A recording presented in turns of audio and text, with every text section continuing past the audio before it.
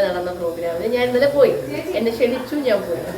ഞാൻ ഇന്നലെ കുറച്ച് പേര് എന്നോട് ചോദിച്ചു, നമ്മുടെ മീഡിയ ചേട്ടന്മാരൊക്കെ വിളിച്ച് ചോദിച്ചിട്ടുണ്ടായിരുന്നു, പോയി അനു ഇന്ന പാർട്ടിയാണോ, അതെന്താ പോയി, എന്തിനാ പോയി, അങ്ങനെയൊക്കെ. അപ്പോൾ ഞാൻ ചോദിച്ചാൽ എന്താ പോയ, എന്താ പ്രശ്നം? ഞാൻ അരുവിക്കര മണ്ഡലത്തിലെ ആണ്. അപ്പോൾ നമ്മുടെ MLA ആണ് സ്റ്റീഫൻ സാറ്. അപ്പം സാറ് എന്നെ ഇതിന് മുന്നേ, നമ്മുടെ ഇപ്പോൾ കുറച്ച് ദിവസങ്ങൾക്ക് മുന്നേ നമ്മുടെ അരുവിക്കര മണ്ഡലത്തിൽ നിന്നുള്ള പ്രമുഖരായിട്ടുള്ള കുറച്ച് ആർട്ടിസ്റ്റുകൾ, ആ ഒരു ഭാഗത്തുള്ള ആർട്ടിസ്റ്റുകളുടെ വെച്ചിട്ടുള്ള ഒരു കലാകാരന്മാരെ വെച്ചിട്ടുള്ള ഒരു പ്രോഗ്രാം ഉണ്ടായിരുന്നു. ആ പ്രോഗ്രാമിൽ ഞങ്ങൾ കുറച്ച് പേരുണ്ടായിരുന്നു. എനിക്കറിയാമെന്ന് പറയുമ്പോൾ മിമിക്രിയിലുണ്ടായിരുന്നു. പിന്നെ എൻ്റെ നാട്ടിൽ ഞാൻ, നമ്മുടെ അസീസിക്ക, കിഷോറേട്ടൻ, കുട്ടിയായിലുണ്ടായിരുന്നു. പക്ഷെ സിനിമയുടെ ഷൂട്ടായിട്ട് കുട്ടിയായി വന്നിട്ടുണ്ടായിരുന്നില്ല. അങ്ങനെ നമ്മുടെ കാട്ടാക്കട മുരുകൻ സാറ്, അങ്ങനെ കുറേ വ്യക്തികളുണ്ടായിരുന്നു. പിന്നെ അത് കഴിഞ്ഞിട്ടാണ് എന്നെ സ്റ്റീഫൻ സാറ് വിളിക്കുന്നത്. ഇതുപോലെ നമ്മുടെ കാട്ടാക്കട വെച്ചിട്ടും പിന്നെ നമ്മുടെ ആയനാട് വെച്ചിട്ടും ഇതുപോലെ ഇങ്ങനെ പ്രോഗ്രാം നടന്ന കേരള സദസ്സിൻ്റെ ഭാഗമായിട്ട് നടക്കുന്ന പ്രോഗ്രാമിന് വരണം, ഇത്ര ആൾക്കാർ കാണും, അതിൻ്റെ പ്രത്യേകം വിശിഷ്ട അതിഥിയായിട്ട് ക്ഷണിക്കുന്നു. അപ്പം ഞാൻ ശരി, എന്താ ഞാൻ ഫ്രീ ആണ്, വരാമെന്ന് പറഞ്ഞു. അങ്ങനെ ഞാൻ ഇന്നലെ അരുവിക്കല്ലേ കാട്ടാക്കട അവിടെയും പോയി പ്രഭാത ഭക്ഷണം കഴിച്ചു. അത് കഴിഞ്ഞ ശേഷം നമ്മുടെ ആര്യനാട് വിദ്യാഭ്യാസ സ്കൂളിൽ വെച്ചിട്ട് എല്ലാവരും കൂടെ ആയിട്ടുള്ള ഒരു യോഗ ഉണ്ടായിരുന്നു. അപ്പോൾ അവിടെയും ഞാൻ പങ്കെടുത്തു. ഞാൻ എല്ലാ ആർട്ടിസ്റ്റുകളും ഉണ്ട്. എല്ലാ ആർട്ടിസ്റ്റ് എന്ന് പറയാം, നമ്മുടെ ഈ അരുവിക്കര മണ്ഡലത്തിലുള്ള നമ്മുടെ തങ്കച്ചേട്ടൻ, ഞാൻ, അസിസിക്ക, അങ്ങനെയുള്ള കുറച്ച് പേരെ കണ്ടു. പ്രദീപ് ഏട്ടൻ ഉണ്ടായിരുന്നു. പിന്നെ ആരൊക്കെയാണ് ആർട്ടിസ്റ്റിനെ ഇത്രയും പേരെ കണ്ടു. നമ്മൾ ഇത്രയും ഈ ഒരു ഭാഗത്ത് അങ്ങനെയല്ലേ വരുള്ളൂ. അങ്ങനെ നല്ലൊരു പ്രോഗ്രാം ആയിരുന്നു. ഫസ്റ്റ് എക്സ്പീരിയൻസ് ആണ്. ഒരുപാട് സന്തോഷം. കാരണം 20 മന്ത്രിമാരെയും, അതിൽ കുറച്ച് മന്ത്രിമാരെയൊക്കെ ഞാൻ നേരിൽ കണ്ടിട്ടുണ്ട്. ഇതുപോലുള്ള ഇനാഘോഷന് പോകുമ്പോൾ ഇവരൊക്കെയാണ് ഇനാഘോഷം ചെയ്യുന്നത്. അപ്പോൾ അവരുടെ കൂടെ ഞാൻ നിന്ന് കണ്ടിട്ടുണ്ട്. പിന്നെ ബാക്കിയുള്ളവരെയൊക്കെ ഞാൻ ഇന്നലെയാണ് നേരിൽ കാണുന്നത്. പിന്നെ പിണറായി സാറിനെ ഞാൻ ഇന്നലെയാണ് ആദ്യമായിട്ടാണ് ഞാൻ കാണുന്നത്. അതെ, സംസാരിക്കാൻ പറ്റിയായിരുന്നു? ഇല്ല, സംസാരിക്കാൻ പറ്റിയില്ല. സംസാരിക്കാൻ എനിക്ക് ഫോട്ടോയൊക്കെ എടുക്കുന്നുണ്ടായിരുന്നു, പക്ഷെ എടുക്കാനും പറ്റിയിട്ടുണ്ടായിരുന്നില്ല.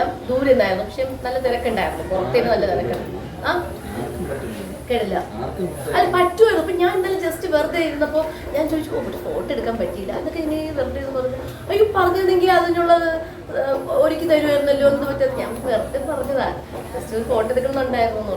സ്റ്റീഫൻ സാർ, വിഷമൊന്നുമില്ല, എന്തിന് അല്ല, ജസ്റ്റ് സ്റ്റീഫൻ സാറിന് പറഞ്ഞാൽ പോലെ എടുക്കുമായിരുന്നല്ലോ എന്നൊക്കെ പറഞ്ഞു.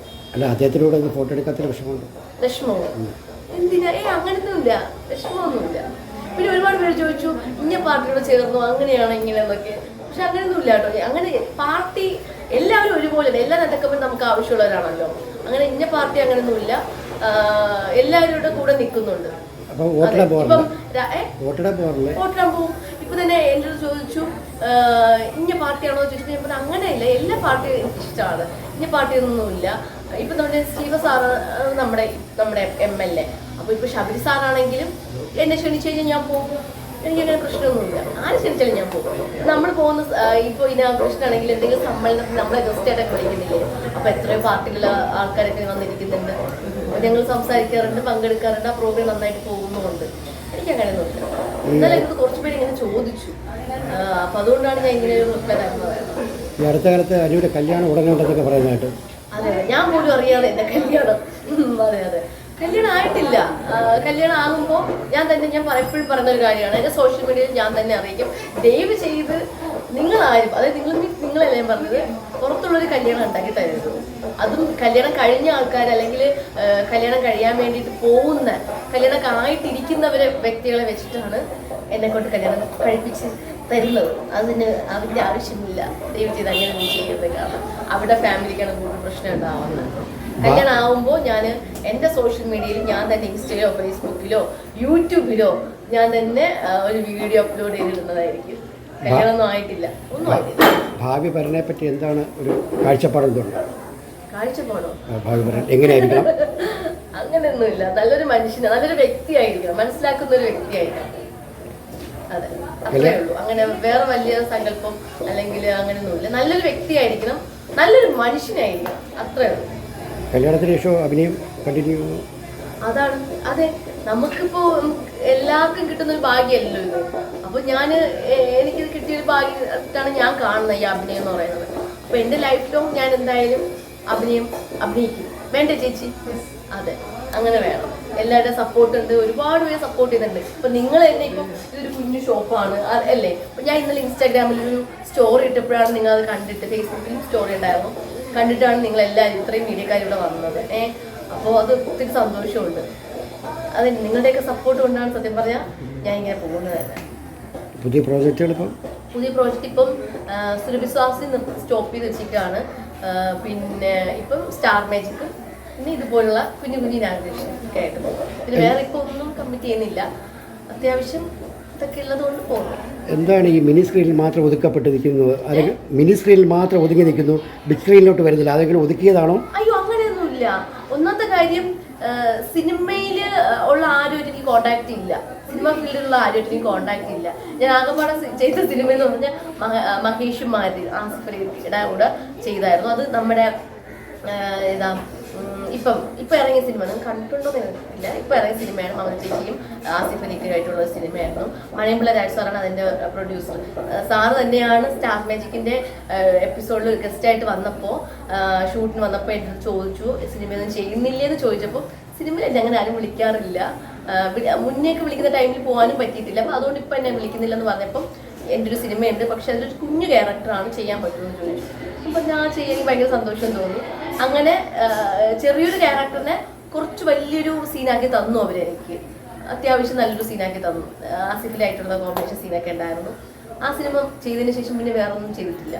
പിന്നെ വിളിക്കുമ്പോൾ ചില ആൾക്കാർ പറയും 1 മാസമൊക്കെ ലീവ് എടുക്കണം, വേറൊരു പ്രോഗ്രാം പോകാൻ പാടില്ല, നമുക്കിപ്പം എന്താ എപ്പോഴാണ് ഡേറ്റ് വിളിക്കുന്നത്, അനുവിനുള്ള ഡേറ്റ് എപ്പോഴാണെന്ന് അറിയത്തില്ല എന്നൊക്കെ പറയുമ്പോൾ നമുക്ക് അത്രയും നമ്മളത് നോക്കിയിരിക്കാൻ പറ്റത്തില്ലല്ലോ. അപ്പോൾ കിട്ടുന്ന വർക്ക് ചെയ്തെങ്കിൽ അത്രയും. ഈ സ്റ്റാർ മാജിക്കിൽ തന്നെ അനുവിനെ കളിയാക്കുമ്പോഴത്തേക്ക് ഭയങ്കര സങ്കടം വരാറുണ്ടോ? ഇല്ല, സങ്കടം വരത്തില്ല. കാരണം 6 വർഷമായിട്ട് നിൽക്കുന്ന നമ്മുടെ പ്രോഗ്രാം, നമ്മുടെ ഒരു ഫാമിലി അല്ലേ. അപ്പോൾ നമ്മുടെ ഇപ്പോൾ അച്ഛനും അമ്മയൊക്കെ എന്നെ കളിയാക്കാറുണ്ട്, ചേച്ചി ചേട്ടനെ കളിയാക്കാറുണ്ട്, കസിനെ എല്ലാവരും ഫാമിലിയുള്ളവർ കളിയാക്കുന്ന പോലെയാണ് എനിക്ക് തോന്നുന്നത്. അപ്പോൾ അവരൊക്കെ എൻ്റെ ഫാമിലിയുള്ളവർ തന്നെയാണ്. അപ്പം കളിയാക്കുമ്പോൾ ഞാൻ ചിരിച്ചങ്ങ് കളയാണ്. എന്നെ കളിയാക്കാത്തതിലാണ് എനിക്ക് ഏറ്റവും കൂടുതൽ വിഷമം. ഇഷ്ടമുള്ളതല്ലേ കളിയാക്കുന്നത്, ആ ഒരു സ്വാതന്ത്ര്യമുള്ളതല്ലേ കളിയാക്കുന്നത്. അപ്പോൾ എനിക്കത് സന്തോഷമുള്ള കാര്യമാണ്. ഈ ശ്രുതിയുടെ വേർപാടിന് ശേഷം ശ്രുതിയുടെ വീട്ടിലേക്ക് അങ്ങനെയുള്ള പോയിരുന്നു? സുചേട്ടൻ്റെ വീട്ടിൽ അതിനുശേഷം പോയിട്ടില്ല.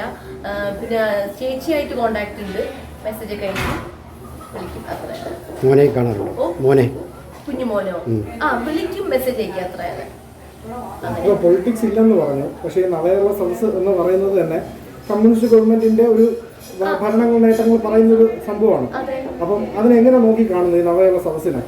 ഒരു ഇന്ത്യൻ പൗരനാണ്. അതായത് ഇപ്പം ഇവര് എല്ലാ ജില്ലകളിലും പോയിട്ടാണ് ഇങ്ങനൊരു നവകേരള സദസ്സ് ഒരുക്കുന്നത്. അപ്പം ഇപ്പൊ ഇന്നലെ നമ്മൾ ഈ പറയുന്ന പ്രഭാത പ്രശ്നം ആ സമയത്ത് ഒത്തിരി പേര് എന്ന് പറഞ്ഞാൽ ഒത്തിരി പേരുടെ ഇപ്പം ഓരോ പഞ്ചായത്തിലെ ആൾക്കാരുടെയും അവസ്ഥകൾ, ബുദ്ധിമുട്ടുകൾ ഇവരിങ്ങനെ മൈക്കൂടെ പറയുന്നത് ഞാൻ കേട്ടു. എക്സാമ്പിൾ തങ്കച്ചേട്ടൻ്റെ നാട്ടിലെ കാര്യങ്ങൾ ഇങ്ങനെയൊക്കെയാണ് അവസ്ഥകൾ, ഇപ്പം ഇവിടെ ഇതില്ല അതില്ല അങ്ങനെയാണ്, അപ്പോൾ എത്രയും പെട്ടെന്ന് ആ കാര്യം ചെയ്യുമെന്ന് പ്രതീക്ഷിക്കുന്നു എന്നൊക്കെ പറഞ്ഞപ്പോൾ അതിനുള്ളത് നമ്മുടെ ബഹുമാനപ്പെട്ട മുഖ്യമന്ത്രി പിണറായി സാറ് അത് ഒരുക്കി കൊടുക്കാമെന്ന് പറഞ്ഞിട്ടുണ്ട്.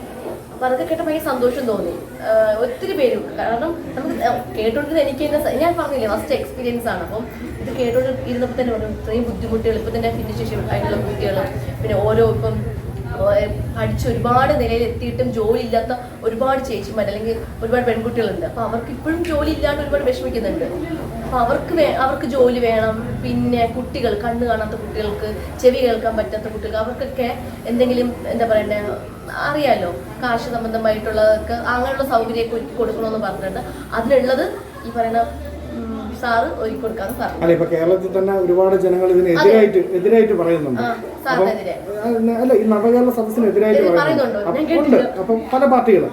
അപ്പൊ ആ ഒരു സ്ഥലത്താണ് ഒരു സെലിബ്രിറ്റി എന്ന രീതിയിൽ, ഒരു പൗര എന്ന രീതിയിൽ ഈ പറഞ്ഞ സദസ്സിൽ പങ്കെടുക്കുന്നത്. അപ്പൊ സ്വാഭാവികമായിട്ടും ഈ സർക്കാരിനെ അനുകൂലിക്കുന്നു എന്ന് നമുക്ക് വിചാരിക്കാമോ? എനിക്കെന്നെ പറ്റി അറിയത്തില്ല, എന്നെ ക്ഷണിച്ചു, ഞാൻ പോയി, അത്രേ അറിയില്ല സത്യം. ഞാൻ ആദ്യമായിട്ടല്ല ഈ പറയുന്ന എന്തെങ്കിലുമൊക്കെ പ്രോഗ്രാം വരുമ്പോൾ മാത്രമാണ് ഇങ്ങനെയുള്ള വ്യക്തികളെ, നേതാക്കന്മാരെ ഞങ്ങൾ കാണുന്നത് തന്നെ. അപ്പോൾ ഇന്നലെ ഇതുപോലുള്ളൊരു പ്രോഗ്രാമിൽ പോകുന്നത് ഫസ്റ്റ് ടൈമാണ്, ഇത്രയും വ്യക്തികളെ കാണുന്നത് ഫസ്റ്റ് ടൈമാണ്. അതൊരു വല്ലാത്തൊരു എക്സ്പീരിയൻസ് തന്നെയാണ്. ഞാൻ ശരിക്കും എന്താ പറയണ്ടേ, ഞാൻ ഇങ്ങനെ വിചാരിച്ച് പോയത്. ഞാൻ നോക്കുമ്പോൾ എല്ലാവരും വന്ന് ഇങ്ങനെ കാറിലൊക്കെ വന്ന് ഇറങ്ങുന്നു. മുഖ്യമന്ത്രിയൊക്കെ എന്താ പറയണ്ടേ, മുഖ്യമന്ത്രി മാത്രമല്ല 20 മന്ത്രിമാരും, പിന്നെ അതുകൂടാതെ എന്താ പറയണ്ടേ, ഞാനതിൽ ഏറ്റവും അങ്ങനെ ഒതുങ്ങി ഞാൻ നിൽക്കുമായിരുന്നു ഇങ്ങനെ പേടിച്ചിട്ട് എന്താ സംഭവം എന്നൊക്കെയുള്ള രീതിയിൽ. അറിയത്തില്ലല്ലോ ഇതിനെ പറ്റിയൊന്നും, ഒരു ധാരണ ഇല്ലാതെ പോയതല്ലേ, ക്ഷണിച്ചു പോയതല്ലേ. എന്തായാലും ഒരു വലിയൊരു എക്സ്പീരിയൻസ് ആയിരുന്നു. അപ്പൊ ഇതെന്നല്ല, ഇനി ഏത് പാർട്ടിയിൽ നിന്ന് വിളിച്ചാലും ഞാൻ പോകും. ആരാ ആര് വന്നത്? അതോ ഞാൻ കണ്ടില്ല. ഒരുപാട് കാറുകൾ, ആ ബസ് ഉണ്ടായിരുന്നു, ബസ്സും ഉണ്ടായിരുന്നു, കാറുകളും ഉണ്ടായിരുന്നു.